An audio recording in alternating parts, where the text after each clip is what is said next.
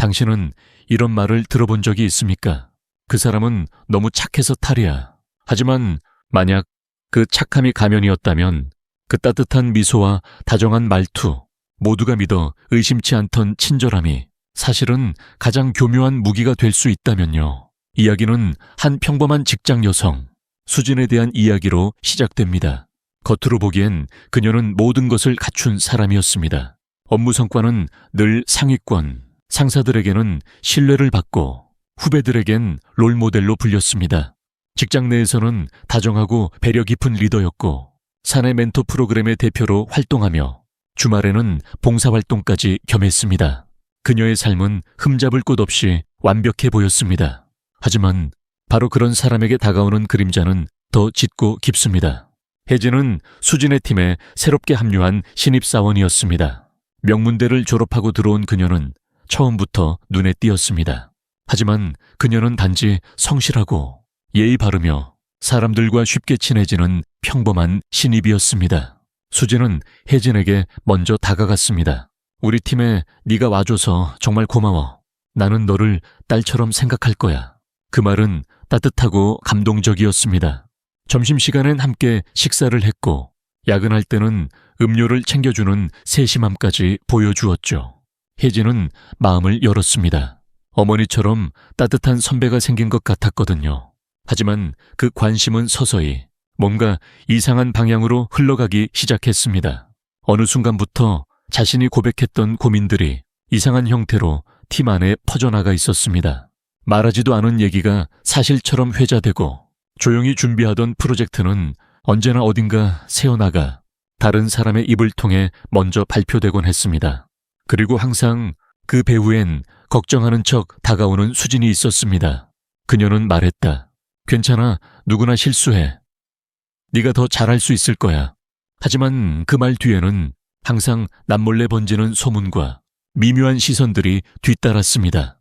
칼 융은 이를 거짓 페르소나라고 불렀습니다. 사회적으로 이상적인 모습, 완벽한 선배라는 가면은 실제로는 인정받지 못한 감정, 억눌린 질투와 불안의 산물일 수 있습니다. 그리고 그 감정은 타인을 위하는 척하는 행동 속에 교묘히 숨어 있습니다. 진심은 없지만 계산된 친절과 조건부 호의는 상대방을 더 깊은 상처로 밀어넣습니다. 진짜로 누군가를 아낀다면 그의 아픔을 이용하지 않습니다. 진정한 선함은 상대방의 약점을 알고도 침묵할 줄 아는 배려 속에 있습니다. 하지만 수진은 다르지 않았습니다.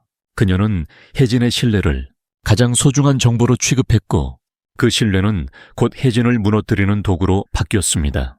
모든 일이 겉보기에는 평온했습니다. 하지만 과잉된 관심이라는 신호는 이미 시작되고 있었습니다. 당신 주변에도 이런 미소를 가진 사람이 있지는 않습니까? 그녀의 미소는 여전히 따뜻했습니다. 하지만 그 미소 뒤에서 무언가 날카로운 것이 스쳐 지나가는 듯한 기분. 혜진은 점점 자신이 뭔가 잘못 느끼고 있는 게 아닐까 스스로를 의심하기 시작했습니다. 처음에는 단순한 오해라고 생각했습니다. 사람이 많다 보면 말이 돌고 실수가 생기기 마련이라고. 하지만 이상하게도 자신이 공유한 이야기만이 이상한 방향으로 번졌습니다. 프로젝트에 대한 고민을 털어놓으면 며칠 지나지 않아 그 프로젝트에 대한 부정적인 루머가 사내에 떠돌았습니다. 그녀가 준비한 발표는 항상 직전에 문제가 생기곤 했습니다.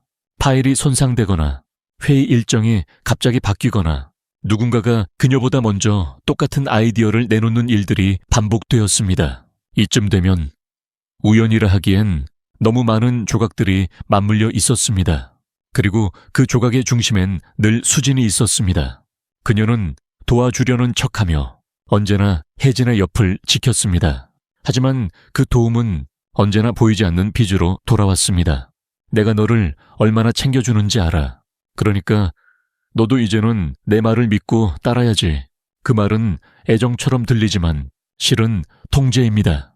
딸처럼 아낀다는 말은 곧 나의 방식대로 살아야 한다는 감정적 굴레로 바뀌어가고 있었습니다. 이런 방식은 감정적 조종의 전형입니다. 융은 이러한 행동을 자기 그림자를 인정하지 못하는 자의 투사라고 설명했습니다. 그림자는 우리가 외면하고 싶은 감정, 예컨대 질투, 분노, 열등감입니다. 이런 감정을 직면하지 못하는 사람은 타인을 통해 그것을 드러냅니다. 타인을 탓하고, 타인을 조종하고, 타인의 실패를 자신의 위안 삼습니다. 그리고 그 과정은 결코 대놓고 드러나지 않습니다. 그들은 친절의 얼굴을 하고 접근합니다. 당신이 신뢰하고 마음을 여는 순간 그 정보는 무기가 됩니다. 당신의 약점은 곧 그들의 이야기 속에서 문제 있는 후배가 되어버립니다. 하지만 그들은 결코 나쁜 사람이라고 단정 지을 수 없습니다. 이들이 진짜 무서운 이유는 그들 스스로도 자신이 무슨 짓을 하는지 모른다는 데 있습니다. 그들은 자신이 좋은 사람이라고 믿습니다. 도움을 주었다고 생각하고 충고했다고 믿고 자신이 피해자라고 느낍니다. 그런데도 주변을 통제하고 말과 시선으로 찌르며 상대를 약하게 만듭니다. 그리고 그런 조종이 반복될수록 피해자는 점점 침묵하게 됩니다. 말을 해도 믿어주지 않을 것 같고 오히려 예민하다는 소리를 들을까봐 두려워지니까요. 혜진도 그렇게 침묵했습니다. 그녀는 속으로만 의심했습니다. 그리고 그 의심은 그녀의 자존감을 무너뜨렸습니다. 내가 너무 예민한 걸까? 내가 잘못 본 걸까? 그 질문은 조종하는 자가 가장 원하는 결과입니다. 현실을 의심하게 만드는 것, 그것이 바로 가스라이팅의 시작입니다. 수지는 언제나 말합니다. 요즘 많이 힘들지. 그래도 네가 잘 해낼 거라고 믿어. 그 말은 위로 같지만 혜진의 마음엔 작은 파문을 남깁니다. 왜일까요? 말은 다정한데 들을 때마다 자신이 문제가 있는 사람이라는 기분이 들기 때문입니다. 진짜 위로는 사람을 가볍게 합니다. 하지만 수진의 말은 묘하게 무겁고 죄책감이 동반되었습니다. 그녀는 언제나 걱정하는 척하며 비판의 메시지를 전합니다. 지난번에 조금 실수했었잖아. 이번엔 더 조심해야지. 나는 네가 더 잘할 수 있다는 걸 알아. 그래서 더 기대하게 되더라. 겉으로는 기대와 신뢰처럼 보이지만 실제로는 불안과 압박을 심어주는 말들입니다. 칼융은 이런 행동을 선의로 포장된 조종이라고 보았습니다. 겉으로는 도움과 격려의 말이지만 그 안에는 통제와 불안을 부추기는 그림자가 숨어 있습니다. 사람은 누구나 불안에 민감합니다. 그리고 그런 불안을 누군가가 교묘하게 자극하면 우리는 그 사람에게 더 의존하게 됩니다. 이 의존성은 처음엔 감사로 시작됩니다. 하지만 곧 판단력을 흐리게 만들고 자율성을 빼앗아 갑니다. 혜진은 더 이상 자신의 결정을 자신 있게 말하지 못했습니다. 수진의 반응이 걱정됐고 그녀의 평가가 두려웠기 때문입니다. 칭찬은 언제나 조건부였고 지지 또한 수진의 기준을 충족시킬 때만 주어졌습니다. 이런 관계의 구조는 매우 비대칭적입니다. 한쪽은 베푸는 사람, 다른 한쪽은 받는 사람. 하지만 그 베풀매는 언제나 가격표가 붙어 있습니다.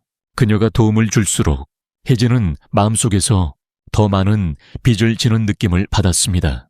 그리고 그 빚은 언젠가 갚아야만 하는 것이었습니다. 수지는 종종 이렇게 말하곤 했습니다. 내가 너를 얼마나 아끼는지 알잖아. 그러니까 넌 내 말 믿어줘야지. 난 너 편인데 왜 그렇게 반응해? 이러한 언어는 다정하지만 무섭습니다. 그 말에는 암묵적인 요구가 담겨 있습니다. 내 방식대로 살아. 그렇지 않으면 너는 배은망덕한 사람이야. 이런 정서는 감정적 인질극과도 같습니다. 그녀가 준 모든 친절은 결국 혜진을 올가매는 끈이 되었고 그 끈은 혜진이 조금이라도 반대 방향으로 움직이려 할 때마다 조여왔습니다. 사랑은 자유롭게 합니다. 하지만 통제는 사람을 묶습니다. 수지는 사랑을 가장했지만 실상은 권력을 행사하고 있었습니다. 그녀의 친절은 전략이었고 혜진의 약점은 거래의 수단이었습니다. 그리고 가장 슬픈 것은 이 모든 과정이 진심처럼 보였다는 사실입니다. 그녀는 웃으며 말했다. 난 너를 위해서야.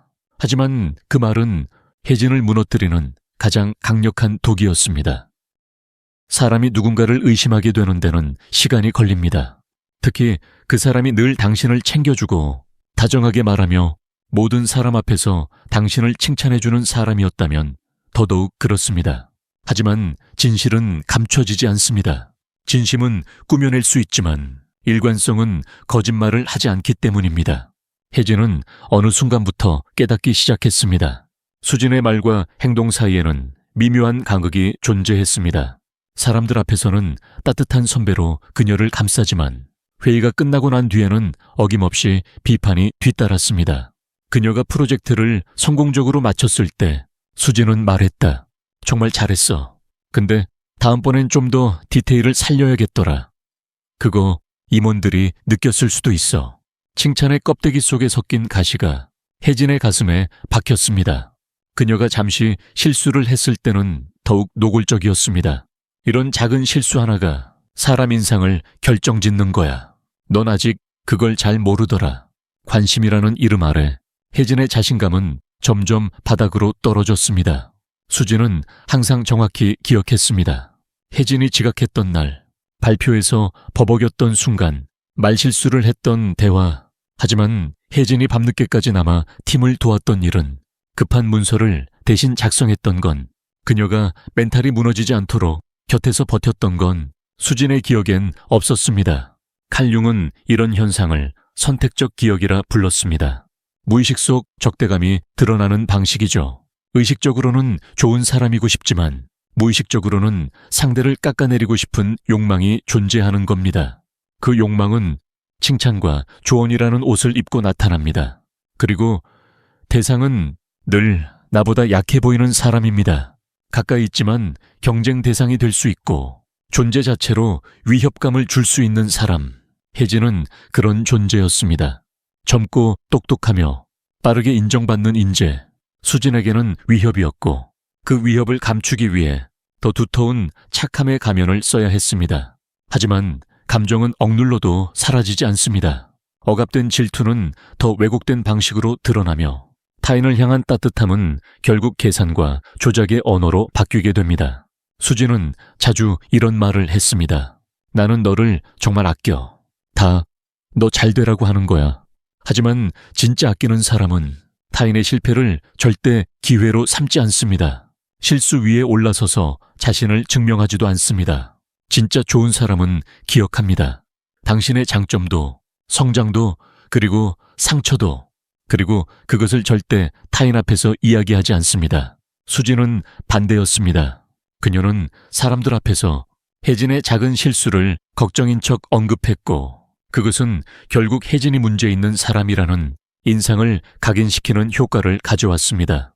그 모든 것이 걱정이라는 이름으로 포장되어 있었기에 누구도 의심하지 않았습니다. 오히려 혜진이 예민하다고 느낄 뿐이었습니다.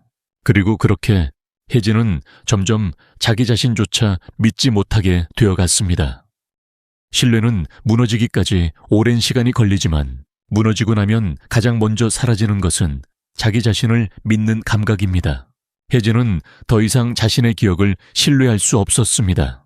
그녀가 정확히 기억하는 대화도 수진은 항상 다르게 해석했습니다. 그때 그렇게 말한 적 없어. 너가 좀 예민하게 들은 것 같네. 내 의도는 전혀 그게 아니었어. 난 그냥 네가 힘들까봐 걱정돼서 그런 거야. 말은 부드럽고 태도는 다정했지만 혜진은 점점 스스로를 의심하게 되었습니다. 그녀는 정말 민감한 걸까? 혹시 내가 과하게 반응하는 건 아닐까? 내가 너무 상처받기 쉬운 사람인가? 이것이 바로 가스라이팅의 시작이었습니다. 칼 융은 진실을 왜곡하는 말이 반복되면 결국 사람은 자신의 내면에까지 거짓말을 하게 된다. 고 말했습니다. 가스라이팅은 상대방의 감각을 불신하게 만들고 결국 그 사람이 나 없이는 아무것도 못하는 존재가 되도록 만듭니다. 무서운 건 이 조종은 사랑이라는 포장지로 감싸진다는 점입니다. 그녀는 늘 말합니다. 난 네 편이야. 그냥 잘 되길 바랄 뿐이야. 하지만 진짜 편이라면 상대방이 자신을 의심하게 만들지 않습니다. 진짜 지지자라면 상대의 감정을 왜곡시키지 않습니다.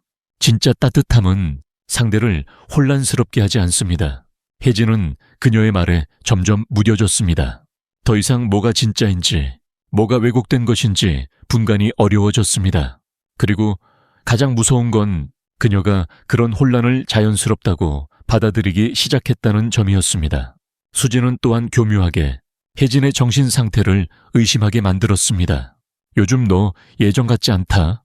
피곤해 보여. 무슨 일 있는 거 아니야. 요즘 스트레스 너무 받는 것 같은데 상담 한번 받아보는 게 어때? 처음엔 걱정 같았던 그 말들은 어느 순간부터 혜진을 불안하게 만들었습니다. 정말 내가 이상한 걸까? 내가 문제인 걸까? 그녀의 자존감은 점점 모래처럼 무너졌고 결국엔 아무 말도 할 수 없는 상태가 되어버렸습니다. 무엇을 말해도 그녀는 믿지 않을 것이기 때문입니다. 무엇을 말해도 다른 사람들은 이해하지 못할 것이기 때문입니다. 왜냐하면 수진은 여전히 완벽한 사람처럼 행동하고 있었으니까요. 언제나 웃고 언제나 배려하며 언제나 혜진을 좋은 후배라고 칭찬하고 있었으니까요. 그 이중성은 마치 거울 속 세계처럼 반대로 작동했고 혜진은 그 안에 갇혀 스스로를 가해자로 여기기 시작했습니다. 내가 오해한 걸 수도 있어. 수진 선배는 좋은 사람이야. 문제는 나 자신이야. 그 말들은 그녀가 완전히 조종당하고 있다는 증거였습니다. 사람은 종종 자신에게 해를 끼치는 사람을 향해 오히려 더 많은 이해를 주려 합니다. 그 사람이 왜 그랬을지를 먼저 고민하고 자신이 놓친 건 없는지 되짚어봅니다. 혜진도 마찬가지였습니다. 그녀는 수진을 미워하지 않았습니다. 오히려 이해하려 했습니다. 그녀가 왜 그렇게까지 자신에게 관심을 가졌는지, 왜 그렇게 자신의 일에 간섭했는지, 혹시 그 속에 어떤 깊은 상처나 사연이 있던 건 아닐까. 하지만 아무리 이해하려 해도 수진의 행동은 변하지 않았습니다. 아니, 오히려 점점 더 치밀해졌습니다. 그녀는 혜진의 불안과 무너진 자신감을 이용해 회사 내에서 혜진의 존재감을 지워갔습니다. 팀의 중요한 프로젝트에서 혜진이 빠지는 일이 반복됐고 심지어 본인이 맡고 있던 업무가 다른 동료에게 넘어가는 일까지 생겼습니다. 그 모든 과정은 절차에 맞는 것처럼 보였지만 배후에는 항상 수진이 있었습니다. 그녀는 더 적합한 사람에게 기회를 주는 게 좋을 것 같아 라는 말을 남기곤 했습니다. 그리고 어김없이 주변 사람들에게 이야기했습니다. 혜진이는 착한 친구야. 근데 아직은 좀 불안정해 보여. 회사 생활에 적응하는데 시간이 좀 더 필요하지 않을까 싶어.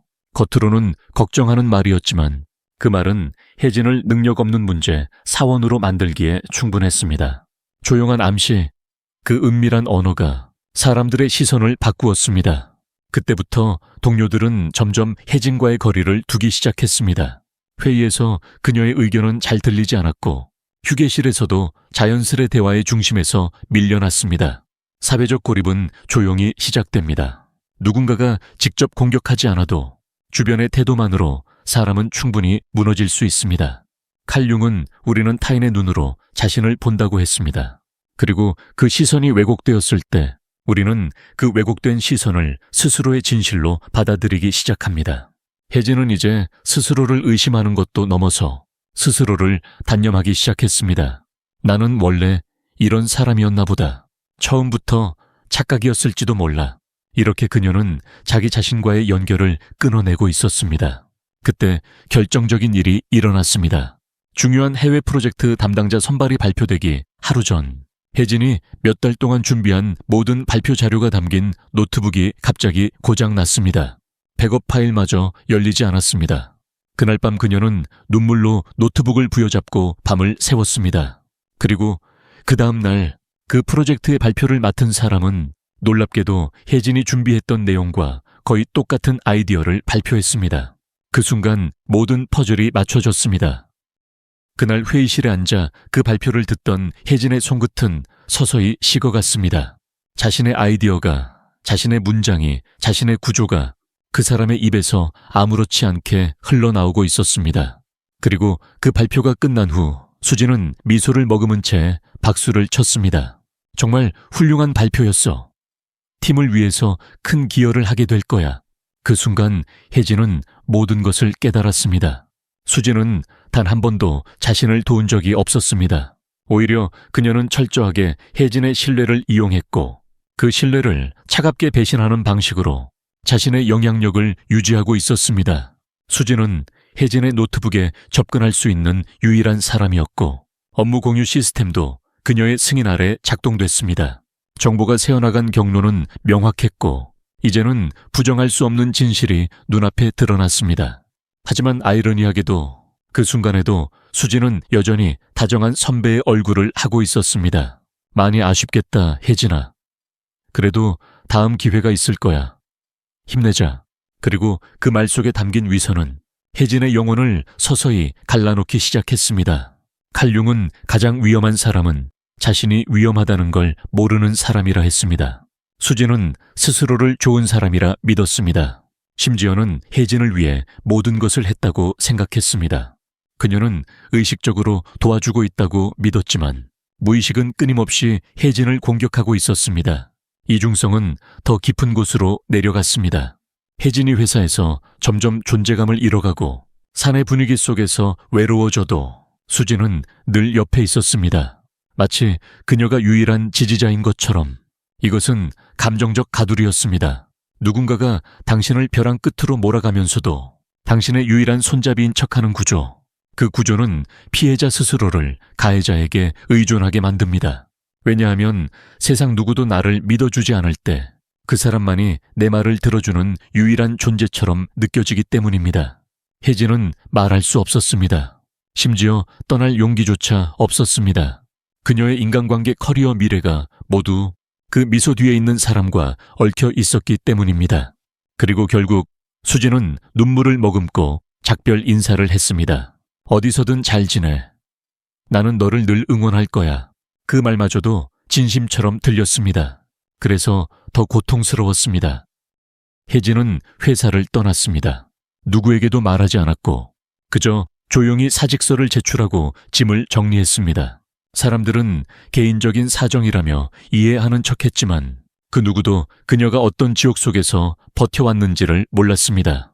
그리고 며칠 후 수진의 말은 또다시 시작되었습니다. 혜진이는 참 좋은 친구였어. 근데 너무 욕심이 많았지.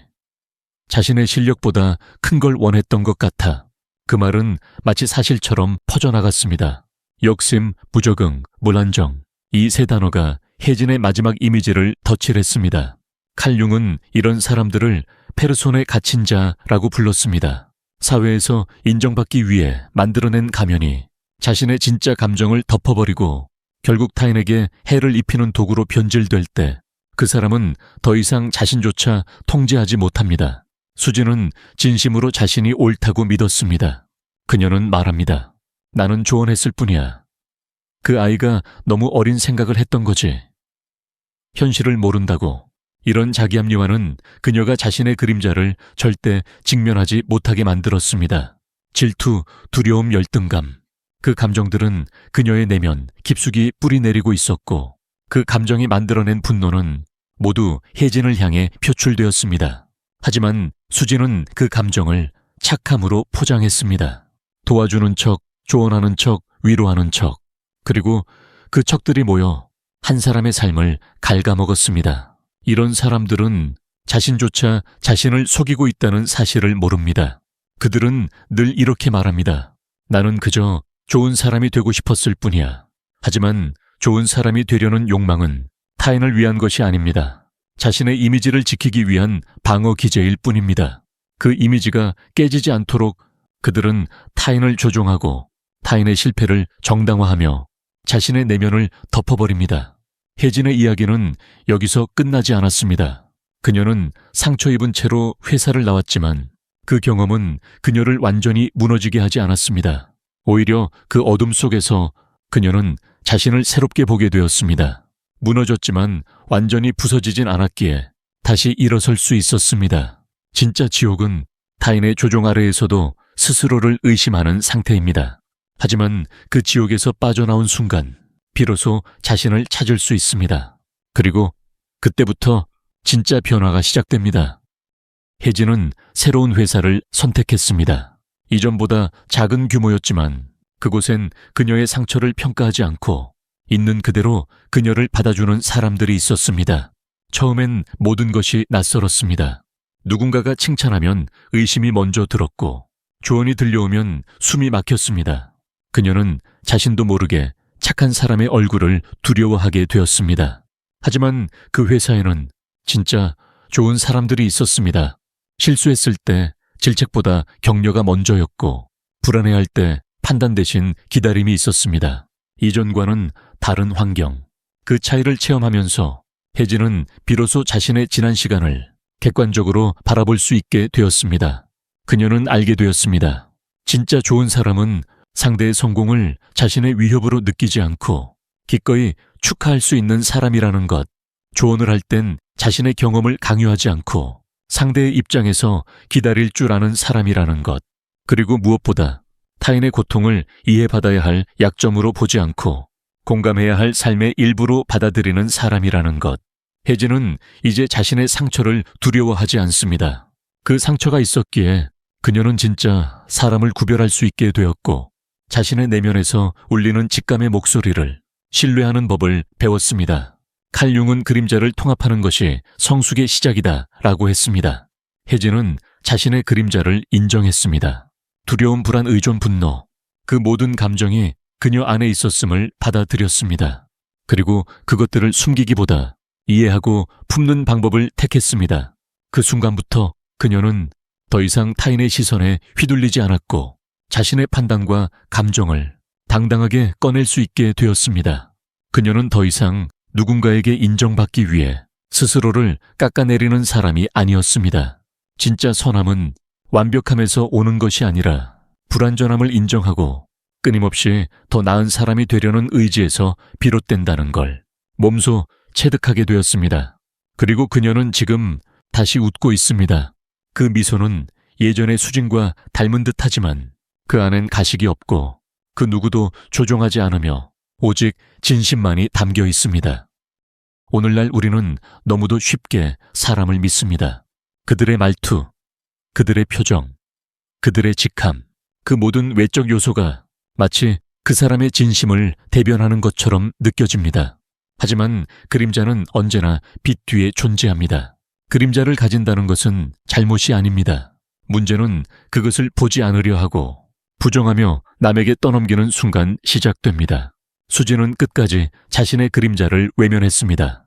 그녀는 모든 일을 선이라는 이름으로 정당화했고 자신이 해를 끼친 수많은 장면들에서 오히려 피해자인 척 행동했습니다. 하지만 그런 사람들의 공통점은 항상 일정한 신호를 반복한다는 점입니다. 과도한 칭찬 조건부, 도움 감정적 조종, 그리고 무엇보다 다정한 얼굴 뒤에 침묵한 칼날. 당신의 삶에도 어쩌면 수진과 같은 사람이 존재할 수 있습니다.